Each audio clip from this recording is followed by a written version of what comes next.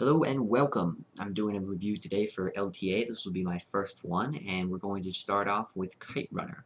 I went into this having not watched any previews, having not read any reviews, and so the first 20 minutes for me was kind of like, what's going on? And it was really boring for those first 20 minutes too, but I forced myself to focus. The cool kite CG and the fancy aerial shots by the US Predator drones that really helped me from wandering off. I've flown kites as a kid, but I didn't know you could like fight with them. That's so cool. I gotta try that sometime. Eventually, what got me focused on this was just kind of the character development and their journey through the overall film, and the realism shown in these scenes that help me keep me entertained too. I don't know why. I mean, they were boring on their own, but just like I liked seeing the way these people live their lives and just kind of the accurate portrayal of things, or at least I hope it's accurate. Otherwise, I feel betrayed. Amir, at the beginning of the film, total asshole. I just didn't like the guy at all. Or at least when he was a kid, that is. But I think that was necessary to kind of just show, his journey, and the movie makes it in the film, why he did that. My favorite part of the film was definitely the contrast between the wedding and his father's death. You have like this extreme happiness and this extreme sadness, and then you kind of mesh them together, and the happiness prevails, yeah. But in a way, the death isn't really that sad.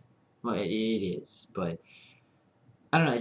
It's shown in a way that death isn't always bad, and I kind of liked that about this film. Now, the part that I kind of did dislike, and don't get me wrong, it's not that big of a dislike, but when the kid shoots the brass ball into the guy's eye, and he's all like, "Ah, my face! What'd you do?" Uh, I thought it was kind of weird that the kid just had the slingshot with him. The Taliban didn't check him for it. But I mean, I understand that Amir had to get out of that somehow because he was getting the shit kicked out of him, and the kid, I guess just have him saved and kind of tossed back to the end of the film or beginning of the film, excuse me. In that situation, I honestly expected like the Taliban guards to come through and just like pump the guy full lead, just drop him. I don't know why, but like credits roll, like film is done. I don't know why I thought that, but I was just like, he's so dead. My favorite quote from the film is definitely when Rahman Khan asks Baba, what if the Soviets don't leave when they're invading? And he answers, everyone leaves this country. It's not kind to invaders. And that kind of made me think about the U.S. involvement in Afghanistan and the scenes with the Taliban. Now, I don't really know where I stand on that subject because I don't really know a whole lot about it. But if the things in this movie are accurately portrayed, which I really do hope they are, then I'm kind of on more side with the U.S. Because even if we might be overstepping our bounds, being assholes like we usually are, at least we're I hope improving people's lives by taking out the Taliban and trying to set up this own force in the